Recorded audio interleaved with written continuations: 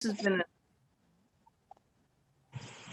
has been an extremely good growing season with warm and sunny days. My husband and I have enjoyed abundant fresh produce, and I hope you have too. Our Grow an Extra Row project has provided 3 abundant deliveries to 6 families this year. Last year it was 5, this year we're up to 6. And we're planning another delivery yet at the end of the month. For the forum this morning, we wanted to bring you details on how fresh produce can continue to be produced into the fall and even beyond. You may want to try and experiment with some of these methods. We have 3 different topics: microgreens, presented by Living Vitamins, Aquaponics by Minnie's Farm, and Hoop Gardens by Boarsman's Farm. This afternoon, a 4th topic, hydroponics, will take a tour of the sustainability demonstration house. We'll probably start about 2 o'clock, and I hope you will join us. Because of the special called congregational meeting today, we need to stick closely to a schedule. Here's the plan. Each presenter this morning will take 15 minutes for their presentation and maybe have time for a question. Then at the end, we'll have 10 minutes for Q&A. I have posted the presenters' contact information into the chat. So if you have any additional questions or want to contact them later, you can easily do so. We'll start this morning with microgreens. I'd like to welcome Charles Scherer from Living Vitamins. Charles, please start by telling us where you're located and a little bit about yourself. Yeah. Well, hello, everyone. I'm Charles. I moved up here a few years ago to go to grad school, got my master's in chemistry. And now I work at Michigan Tech throughout the year. And on the side, I like to grow microgreens. So I live and grow in South Range inside my house. I've got a little bit of a shelf space, and I'm here just to tell you about microgreens and how to grow them. Can you see my screen? Yes.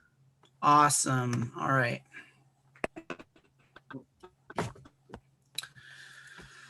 So what are microgreens? A lot of people ask me that at the farmer's market. I'm both at the Houghton and Calumet farmer's markets. A lot of people also get confused about the difference between microgreens and sprouts.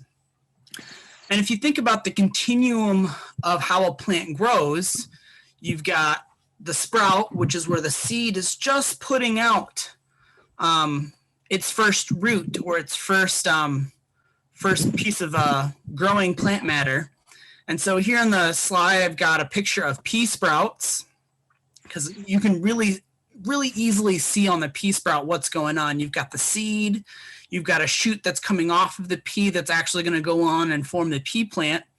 And then in some of them, if you can see closely, you can also see the tongue root of the pea plant, which is then burrowing or would burrow into soil. Another difference between sprouts and microgreens is often sprouts are done at home in mason jars or other plastic containers where you're just constantly rinsing the seeds with fresh, clean water so as to prevent or hopefully prevent bacterial growth. Though there are a lot of issues with bacterial growth in sprouts if the containers are not clean, or sometimes just the seeds themselves already have bacteria on them and it can grow rampant really easily if you think about dark, warm, moist conditions that bacteria like to grow in. Microgreens are the step past sprouting stage. Often microgreens are sown in a soil or soil substitute, and they're grown for a week to 2 weeks. Then you get baby greens, baby leaf greens, and that can range anywhere from a month to 2 months, depending on the variety. And then you can get it an adult mature vegetable, which is what we have broccoli here. I grow broccoli microgreens, and so I thought I'd include that here. Okay. So microgreens are really nice because if you think about growing a mature plant or like lettuce in the garden or spinach in the garden, it can take a lot of time. But microgreens only take about a week to 2 weeks, depending on the variety. Most of the varieties that I grow, including radish and broccoli and sunflowers, they only take about a week most of the time. So less time, it's a bonus, it means you get to eat it a lot faster. It's really nice pretty easy to water too. So, seeds, more seeds on a tray when you're planting equals more plants to eat. There have been numerous studies that show no matter whether or not you're growing microgreens in like super high organic nutrient dense soil or even on paper towel, they still grow quite well, or most of them do, and the nutrient composition isn't too different. Obviously, those microgreens that are grown in a very nutrient dense organic fertilizer with everything that a mature adult plant would need, those microgreens are going to be a little bit more nutrient dense. But a lot of the nutrition that are in microgreens are just from the seeds themselves. So you're thinking about that seed as a powerhouse, and all that nutrition and energy that's stored there, you're eating it at the microgreen stage. Some interesting things, calcium, for example, can increase certain glycosinolates in broccoli. Those chemical compounds are good at, they're good for anti-cancer, and I think they're an antioxidant as well. A lot of people ask me how I grow inside. Do I have special grow lights? And I don't. I bought some 4-foot LED shop lights that have a certain intensity and exposure and color, and I can go into all of that later as well. But yeah, they don't need any specific lights, and even some microgreens, you're just growing them in the dark or with a cover on them still that's ventilated appropriately, but still in the dark, and you can get some really cool pale yellow microgreens that are still quite tasty. I first got into microgreens because of YouTube and just seeing some of the various things there. I was interested in hydroponics, and so I was looking at YouTube and I was looking for research articles, and I found some really great research articles on the nutrition and the nutritional benefits of microgreens. And microgreens can be anywhere from 2 to 40 times more nutrient dense than an adult mature vegetable, which I was like, yeah, bonus, healthy, fast growing, great for winters here in the UP. I can always get my fresh greens. So that's how I got into microgreens and why I've continued to grow them since then. I wanted to share also just a little bit about my setup and how I grow. So here I've got a picture of my setup. It's a 4-foot by 18-inch rack, pretty standard multiple tier adjusting shelving unit that you can get at Menards or Lowe's or anywhere really online. And it's big enough for me to have 4 trays on each shelf. And then I use the shelf above to hang my lights from. So it's really nice. It only takes about 8 square foot of space in my house, if you just think about the shelf. And obviously I've got quite a bit of other space because I've got bins and I've got extra stuff for all the growing that I do for the farmers markets and the co-op. But it really doesn't take too much space to grow inside the house. So when I'm planting, on the right here, I'm showing how I just fill my trays with soil and I level it off nicely. And then I tamp it down to get a nice kind of flat top on my containers where I'm planting. I then sprinkle my seeds. And so I've got pictured here, I've got broccoli on the left and radish on the right. Now I weigh my seeds. I do about 1 ounce of broccoli seeds and about 2 ounces of radish seeds. But I've got it pictured here so you can see about how much it is. It's about 30 to 40 mils of broccoli and about 90 mils of radish seeds. After the seeds have been added, it's time to water, and I forgot to include the picture of the watering here, but I spritz it on the top with water, and then on the left, I cover it with another tray, and I leave it in the dark for a few days. Every day I go in and I make sure it's watered and it's been sprayed so that everything germinates really well. Now, I talked about growing in paper towel or paper earlier, and I also have some trays where you actually just use a piece of paper in this mesh tray, and you put your seeds on top, and you make sure it's wet, and then you also can fill the bottom tray with water, and it's more of a hydroponic way of growing microgreens. So you don't need soil or cocoa coir, or peat moss, or anything else fancy. Just a nice little thin piece of paper. It's almost the consistency of tissue paper, but just a little bit thicker. And so those sprout, and you can get some really nice microgreens just by using water. So here is a picture of various other people and how they do it. Pictures of people just growing in normal potting trays with lamps on a shelf or a desk. They've got this really nice ornamental piece. They're growing in leftover containers. They look about like 9 by 13 size, I think. So if you think about the nice big Rubbermaid containers, you got people growing in that. The top right shows someone using a core, like a jute fiber or core mat. It's just a little bit fancier way of doing hydroponics. And then down on the right, there's a picture of people growing in a piece of corningware. Oops. They just put some soil in the corningware and seeds on top of that, and away they were growing. There are a lot of research articles I also wanted to touch on. If you're interested in learning more about microgreens, I can help put you in touch with those research articles that talk about microgreens and kidney disease, microgreens and high cholesterol. There's a lot of really fun, interesting research that's being done on microgreens right now. So yeah, that's all I have for you guys today. So thank you for allowing me to come and talk to you about my passion and my love of microgreens. If you have any questions right now, I'd be happy to take them before I head out early today. Are there any questions for Charles? I was just wondering what the red microgreen was in that last photo. Yeah, I think that last photo, I believe it was a red amaranth. But sometimes you can get, let me see if yeah, that was red amaranth, that really nice bright red one. Sometimes you can get red cabbage, but that's a little bit darker. It's more of a green red or green purple.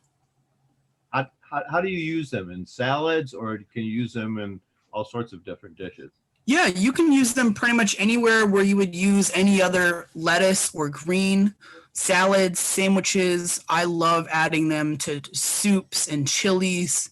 When I have them on hand, I put them in pretty much everything just because they can add a nice bit of green freshness.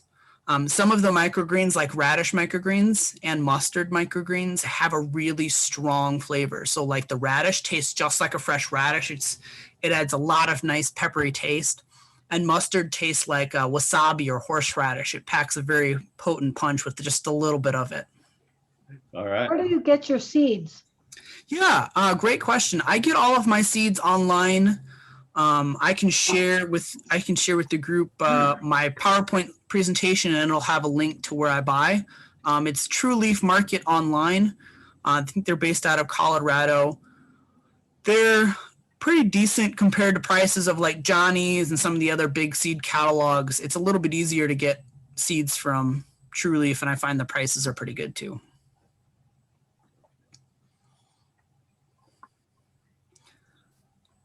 Any other questions? You have a few questions in the chat. Oh, okay. Thanks, Janine.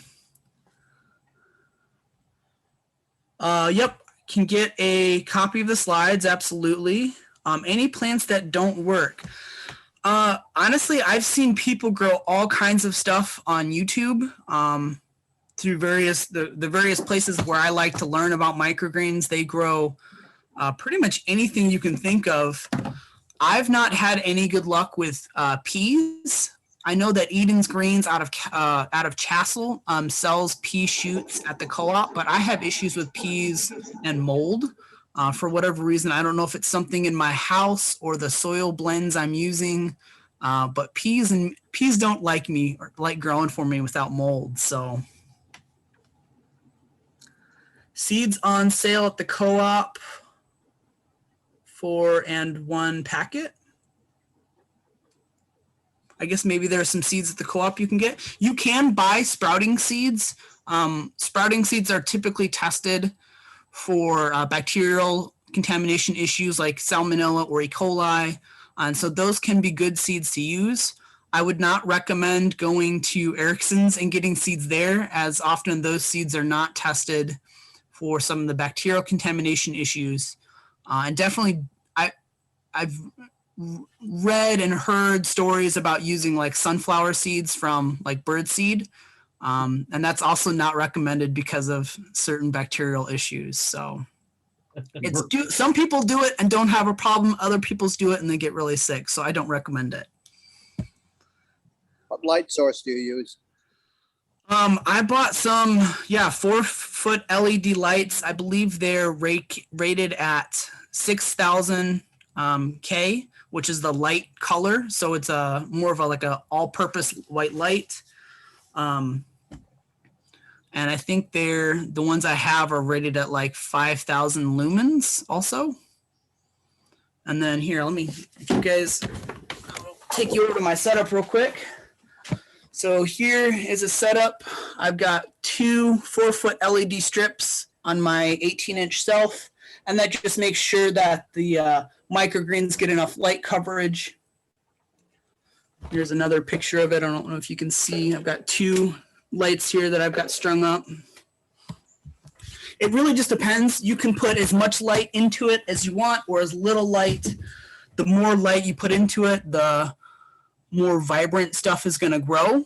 If you think about anything else, the more you put into it, the more you're going to get out. So can plants be, seeds from regular gardening stores, often are coated with repellent or toxins or other chemicals that help the seed start. So I wouldn't recommend using them. You should probably buy them, seeds that are specifically marked microgreens or sprouting. Plants that are harvested multiple times, the only microgreen that can be harvested multiple times are peas. And if you think about the size of a seed, a broccoli seed is about the size of a pinhead. A radish is a little bit bigger, and then a pea is really big. The bigger the seed is, the more energy, the more stuff that's there. And often a lot of the microgreens, like the broccoli seed, it will send out a tongue that goes down into the soil, and then the seed itself opens up and it forms the first leaves of the plant called the cotyledons. And so once you harvest that microgreen, all that's left is that little bit of root down in your soil or water, and it just doesn't have enough power to regrow by itself. So most of them won't regrow once harvested. Well, I'm going to interrupt here because we're out of time on. Alrighty. So thank you so much. This is incredibly interesting, and I hope people will refer to your PowerPoint and also meet you at some of the farmers markets. So thank you very much, Charles. No problem. I'll share my PowerPoint in the chat here and send you an email later, Carol. Okay, thank you very much. No problem. Okay, our second speaker is Matt Boarsman from Boarsman's Farms, and he's going to talk about hoop gardens. All right, hopefully my service holds out here. Everyone hear me all right? Yes, right now I hear you very well. All right. Okay, all right, that's good. So my name is Matt Boersma from Boarsma Family Roots CSA and Farm. We grow vegetables, as many of you know, and one of our largest focuses is actually our season extension tools, which in the background here, I'm kind of sitting at an angle. You could big greenhouse. This is my main big kahuna greenhouse that I got last fall.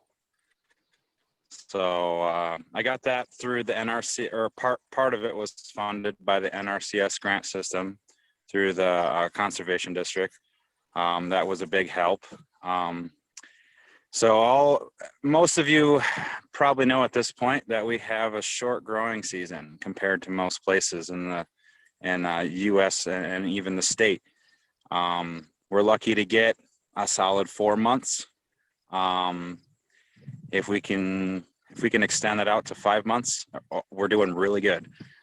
So we do a lot of focusing on season extension tools, just to get us a little bit of a head start, and so we can go a little later in the year as well. So just a few things I wanted to go over, because we're just getting started in the winter gardening concept. Since this will be the first winter we'll actually have a hoop house up and running, that can take the snow load and whatnot. Typically speaking, our winter gardening consists of starting plant starts.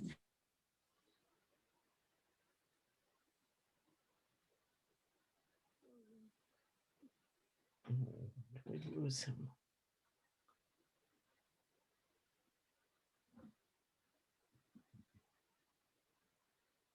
So what Going with a bunch of LED lights and some HID lighting to start all that kind of stuff, so we can plant in the spring with decent sized plants.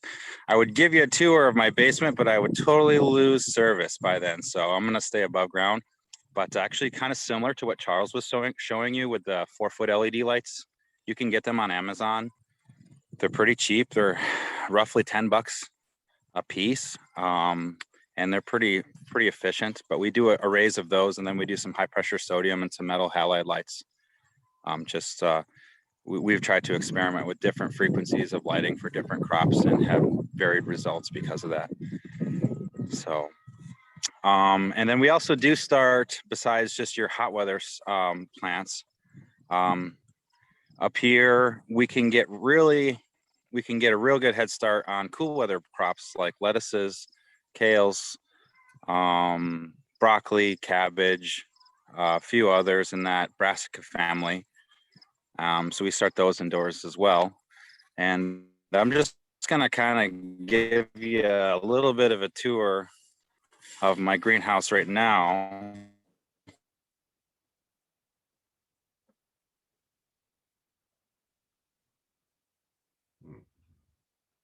All I can do is wait. Before I get too far into how I went, you can barely see them. They just started sprouting a couple days ago. This is going to be all cool weather stuff. And then we still have our tomatoes and our peppers that we've begun to clear out since it's getting to be the end of the season. Now, our tomatoes and peppers, we were able to start planting in here at the beginning of May.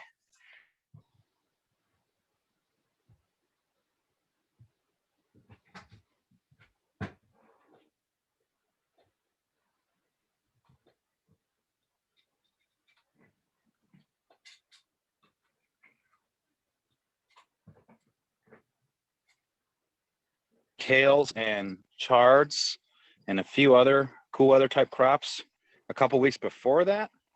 They are now removed, and we removed them for a late planting. But those were able to greenhouse pretty early, like before May, and give us a little bit of head start at our markets so we can have some stuff to sell right away. That was a really big help. But we also do plant a lot of those starts outside. A lot of those cool weather crops that I mentioned can take frost. They can get down to about 20 degrees mostly without having any significant issues. So it's like spinach can practically be frozen solid, and as long as it warms up within the next couple of days, it'll come right back to life. Thanks. So it's kind of interesting. Something about the winter gardening aspect. In this space here, we haven't fully set up the infrastructure yet, but we'll be running a row cover that will essentially cover the whole span of this garden space.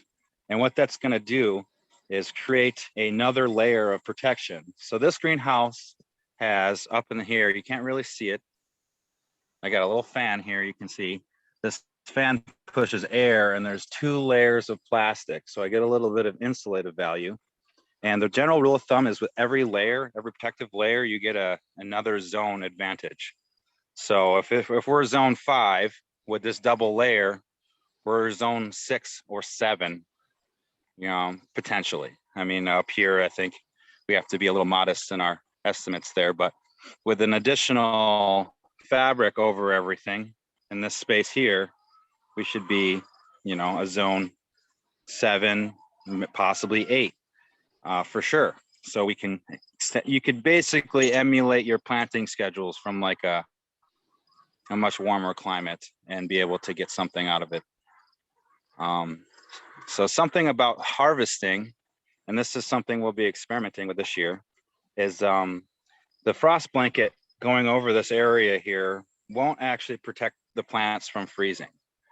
Your lettuces and your kales and whatever you get growing will freeze pretty hard during the night when it gets down to below 0.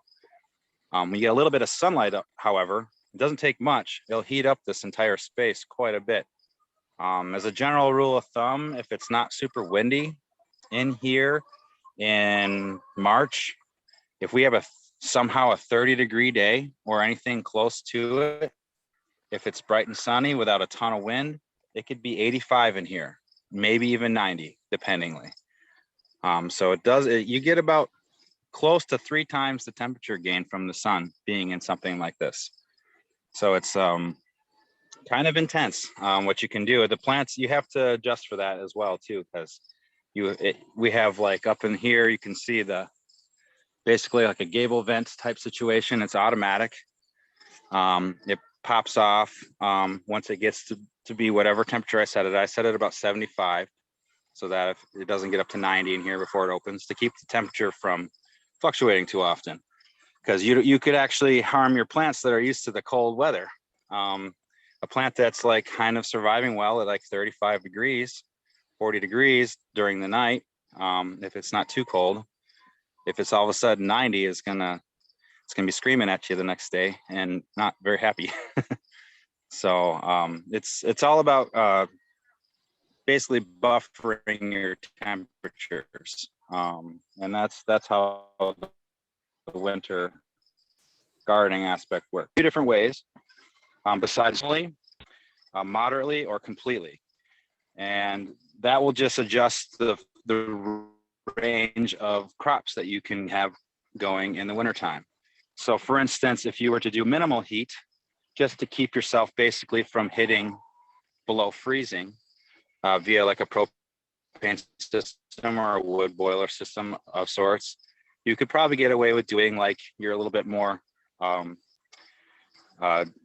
fragile crops that are relatively cool weather tolerant, but can't really take a hard frost, like your radish, a lot of your Asian greens, like I would say arugula can take a little bit, but I would say a lot of your arugulas, radish, tatsoi,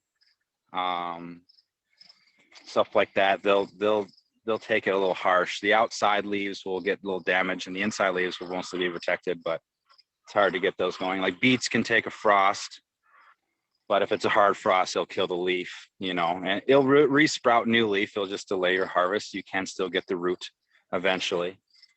But if you were to heat moderately, you could probably raise the bar a little higher and potentially do like a chard.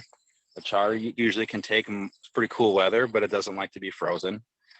And if you're fully heating it, you can definitely straight up put tomatoes and peppers in there, although they're going to grow very slowly because we don't have a lot of sunlight those times of year. A lot of good places to reference what kind of concepts and what kind of abilities we could do up here is anything by Elliot Coleman.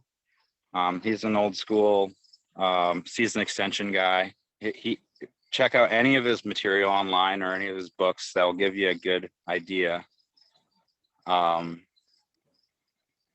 getting texts already or in the chat here. We'll get to that in a second. Oh yeah. So yeah, he's a good guy to check out. That's kind of what we're going for as far as the season extension with like no heat. So while some people might want to add a little bit of supplement heat, I'm going to go for no heat because propane is really expensive, even if you're just getting a couple degrees out of it. For this greenhouse, for instance, this is a 30 by 140 or 144. That's a lot of space to heat. I mean, you could jump up to $500 bill a month pretty quickly. So I'm trying to avoid that to make it a little bit more sustainable for me. So with the frost blanket method, even while my crops freeze in the evenings, during the day, as long as the sun comes out for a couple hours in the afternoon, the thaw will rejuvenate the plants and I can harvest during the midday hours. I only have a few hour window, let's say in the beginning of January, if things are going well, and I have head lettuces, I probably got about 2 hours in the mid-afternoon on a relatively sunny day. If they're frozen and you harvest anything, it's just going to be mush by the time it thaws. The plants need to kind of revive themselves before you're even there. So that's kind of a cool trick we're going to be experimenting with this year to see how well that actually works and what varieties work for that. As a general rule of thumb, in our research, we've found that a lot of red leafy vegetables do a little bit better than your green leafy vegetables. Although romaine lettuces are pretty robust, we'll probably try some romaine as well. Red romaine and green romaine for that matter, and see which one works best. A lot of herbs work really well. Cilantro, parsley, they can take a lot of cold temperatures. Spinach, of course, like I was saying, it can take a lot of cold temperatures. So we're going to try a lot of that. And I'm also going to do some radish and some Asian greens and just a little bit of everything, see what happens. We'll fine tune it and see what works best. And also next year, I'll probably do something a little different with the warm weather crops that I have still in here. Maybe add an additional greenhouse. If anyone's actually seen my farm, I'm kind of insane with greenhouses. I've got 5 of them in the front field and then this one back here. So I've got 6 greenhouses, and I dream big, so I want another one. Although it's creating a lot of work for me. So I have to make sure not to get too far ahead of myself because we already work about 180 hours between my wife and I a week, pretty much all summer. So Okay, what was I going to get at here? can you take We got one time for a couple question? questions? Can you take a question? Sure. Let me check the chat here.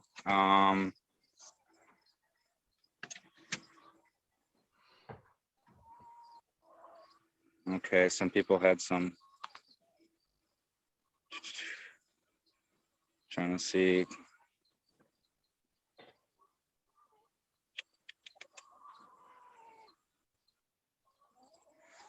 Oh, yes.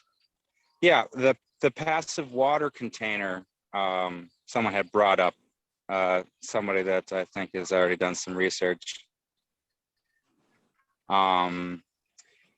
Actually, one of the biggest things that I've gotten some tips on from the hoop house provider that helped me build this hoop house is to make sure during the colder months where it's actually freezing significantly below anything below 20 degrees outside.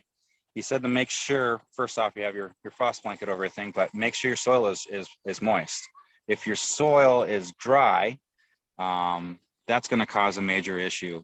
You're going to end up freezing your root systems, and that's going to kill all your plants because the leaves themselves can freeze, but the roots really can't. Pretty much all those crops can take quite a bit. As soon as you freeze the roots, though, they'll drop dead. So actually, as far as water, like a passive water container, which another concept is to line up black water barrels throughout the outside or throughout the middle of the greenhouse or throughout the perimeter kind of deal. But your best passive heat container is going to be in the ground because first off, the sun is going to heat it up. And if you think about geothermal heating, it's only about 8 feet below the soil surface. So you're about 50 degrees year round. So if you have a saturated soil that is coming in contact with that geothermal layer, you're getting a little geothermal health as well. And as far as the compost, so actually we do like to add quite a bit of compost in the fall.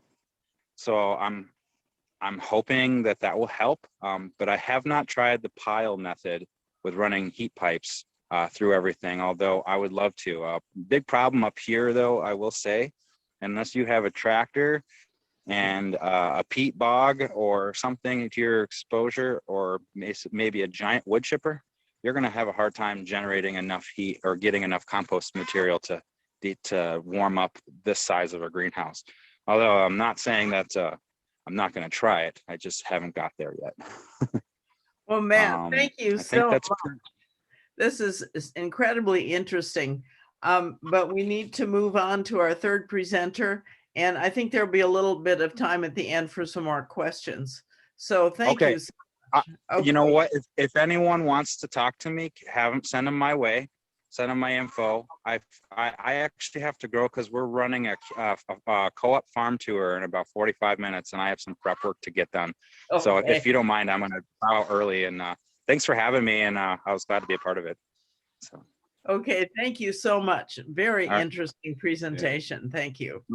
Yep, no problem. Thanks a lot. Okay, bye-bye. Bye. And now we will turn to aquaponics. Jeanette Reed and Dustin Reed are owners of the Minnie farm, and they're going to tell us about their operation. So Jeanette. Hi, good morning, everyone. Our presentation might not be as great as Charles because I've actually never done PowerPoint on Zoom before, so we'll see.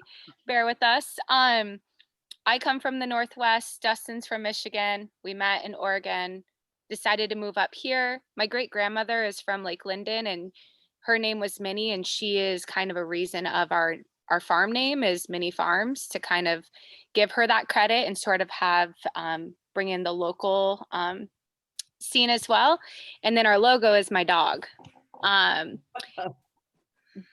then Dustin, he went to school for accounting out in Oregon and towards the end of his schooling, took a nutrition class that changed his life forever, which made us realize farming and finding where our food comes from is where we're meant to be down this path. So that's how we started. And then please bear with me on this. Let's see, I think, oh.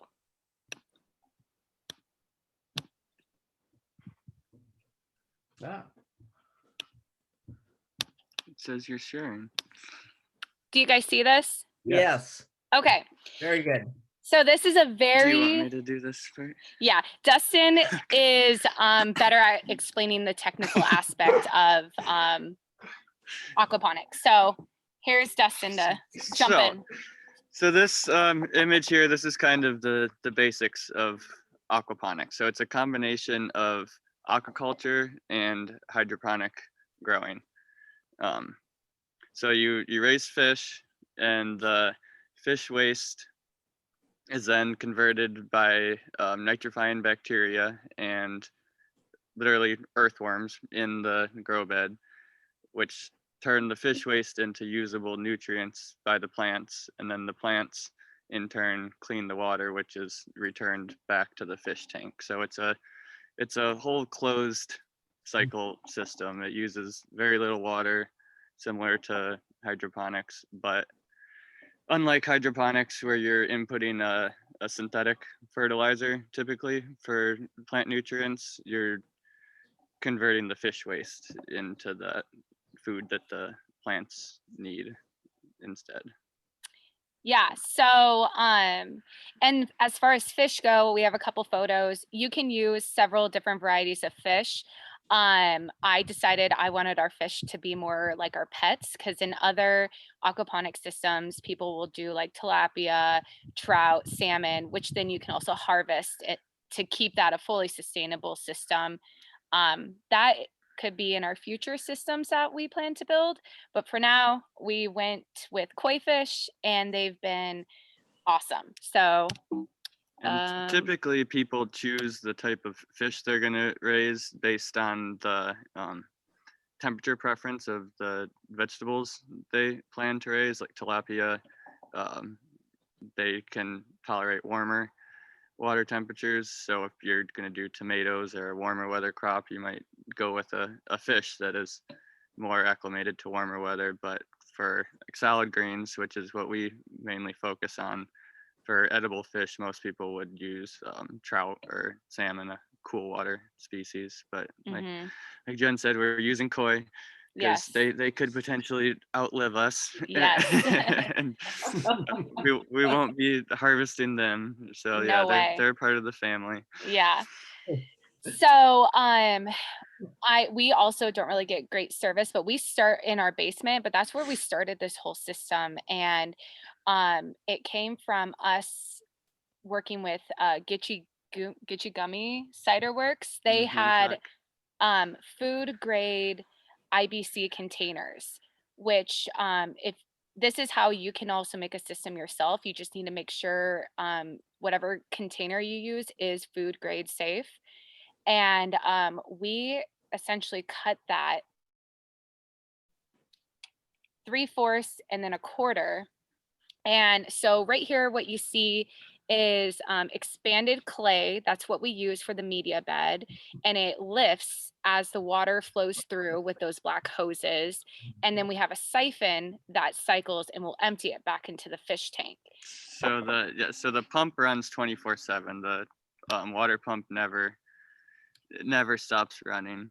These are also early photos that I could find because we're moving our aquaponics system. I'll show you our new foundation here in a little bit too. But we, from our own soil in the backyard, introduced some earthworms too to help break down that fish waste and continue to help the system provide better nutrients. So there's that, which I never thought I'd have so much fun touching earthworms, but it's been awesome. And to add on the worms before you change the slide. So the bacteria that I was talking about, they do the first step of breaking down the fish waste into usable nutrients for the plants. And then the worms farther break down any plant material that's left over, any solid waste, and mineralize that into even more of the micronutrients that the plants need. And those worms are now like a foot plus long. It's crazy. They have reproduced in the system. And, yes. And so for that reason, it does take, we're getting close to 2 years running our first system, and it takes about a year or so for it to really mature and all those micro and macronutrients all start breaking down and being available to the plants. Yeah, and so getting the system, even without introducing the fish, took about 2 months. And you just want to make sure that all the proper pH nutrient values are there, because if you introduce the fish, when the pH isn't ready, the bacteria isn't ready, unfortunately, it can kill off the fish pretty quickly. So it's very, very touchy at the beginning. But now, I mean, other than us doing like pH tests and different water, like nitrates, nitrites, ammonia, we do those tests very frequently too, just to make sure that the plant and the fish health is okay. This is another image of things that you can grow in there. We start pretty much all of our lettuce starts that we transplant outside in this media bed. So all of it comes from our aquaponic system. And then as soon as it starts to become a little bit more mature, we transplant it into our hugicultures. And yeah, so they're already having a jump start of a good nutrient life. It's a very helpful tool for the outdoor garden as well. And then with our aquaponic water, we also water a lot of our plants outside and our indoor house plants with that water, because it's just so high in value of and our microgreens. Yes, we do. Which was interesting that Charles mentioned about the nutrient value not being much different between growing on paper towel and nutrient rich water. We just had a couple markets, so this is fully empty right now, but this is also attached to our aquaponic system, which is called so this is this is another hydroponic method of growing. The fish tank is just on the other side of this.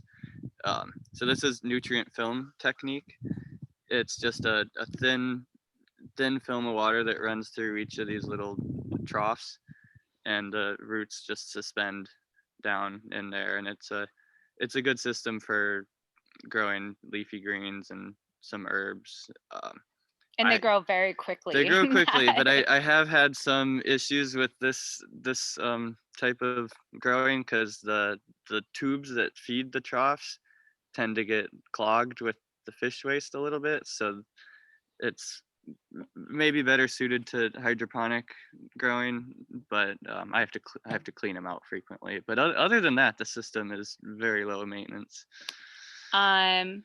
This is just another example. We grow different greens in there. We have found, so with our aquaponic growing, this is something we do year round. And we have found that the leaves tend to actually be a little bit more thicker, crunchier when we grow this method. And this is why we're trying to pursue this on bigger scales now, just because it just tastes different. And we started this. The goal was just to eat salads for ourselves Every single day. through the whole year. Yeah, and then it just happened to be successful. So we're running with it. Another picture of a full head of lettuce. And we don't always harvest the entire head. We'll harvest all the outer leaves around it. And the time that it grows back is pretty quick. What are we on time? I don't know. I meant to start a timer and I didn't. I hope this works. This is just a quick little. So when we first got our koi fish, they were about 2 inches. 2 inches, and they're now well over a foot. So they're starting to outgrow our system. And let's see, will this work?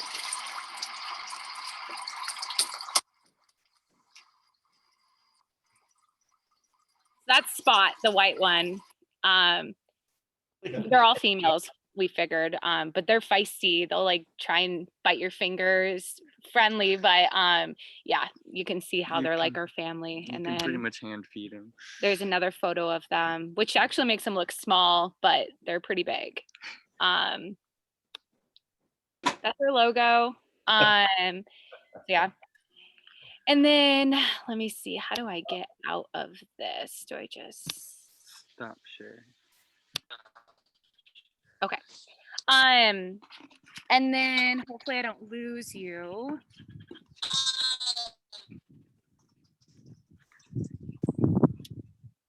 This is the foundation of our new system that we're placing. Greenhouse. It's hard to see, so I might move back. So that is going to be our 4-season aquaponic greenhouse. That's very similar as to what Matt was explaining. But our koi fish are going to move into there. They're in how big of a tank right now? Right now, they're in about a 150-gallon tank, and the whole system contains probably about 200 gallons of water. And the greenhouse is only 9 by 18, so much smaller than Matt's, Yeah. 30 by 140, I think you said. But ours will be fully heated. The koi and the bacteria and the plants all need about 60 degrees is the temperature that we're going for. So we will have a natural gas heater, and we'll have a much bigger capacity in the new system. Right now in the basement, we do a maximum of maybe 2 or 3 pounds of salad greens a week when everything's really going. And the new system should be able to do about 20 pounds a week.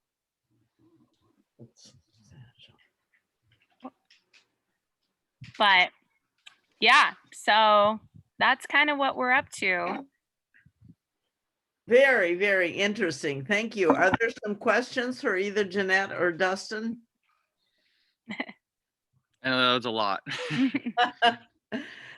I just have a question. We have a neighbor out on the lake shore, on the Calumet side, the peninsula, and they have koi. They just bought the place and there was koi there, and they survived during the winter outside, non-heated. And I think it's because it's a artesian system, so the water's constantly moving. Is that possible to use? Take advantage? So the koi essentially hibernate too in the winter. So as long as there's something, as long as it's not fully stagnant, I can definitely imagine the koi surviving over there in those harsh temperatures. Yeah, as long as there's an oxygen source, they can go a long time without eating in cold temperatures. I forgot to show, we also have a very small scale aquaponics system that we rescued 2 little 50-cent goldfish, and they are now pumping. I took a clipping of a house plant, and it's now feeding that house plant that's spreading all through our house. So you can even do it simply a goldfish tank, 1 gallon. a 1-gallon goldfish tank, a bubbler pump, the expanded clay pebbles on top, plant your plant, and you could do it like that. You could grow cilantro, dill, basil. So you can do it on a much more simplified scale. Oh, amazing. No, we don't eat the koi. I saw that message. Fish are friends to me.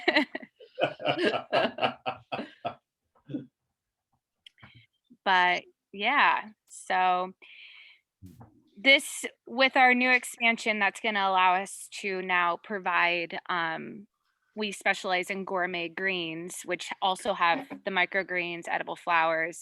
We'll be able to provide that year round now.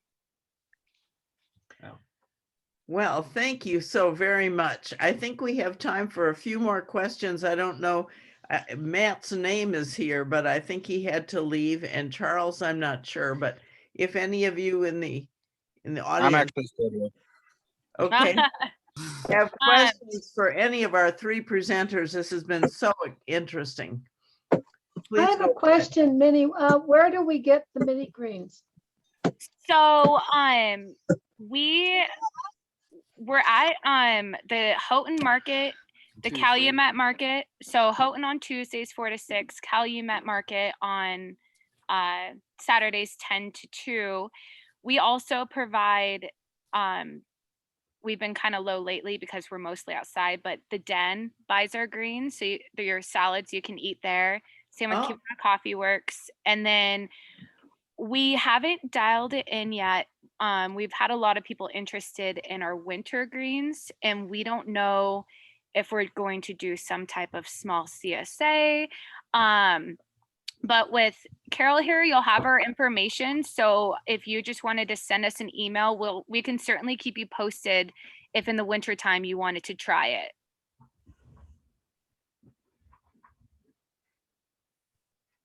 But yeah. Well, thank you all. This has been extremely interesting. And I hope that our members will reach out and to meet you in person at the various farmers market, or use the contact information and send their questions directly to you. And I'm very glad to know that all 3 of you have come to this area and are producing wonderful fresh produce for us. So this is very wonderful. Thank you very much.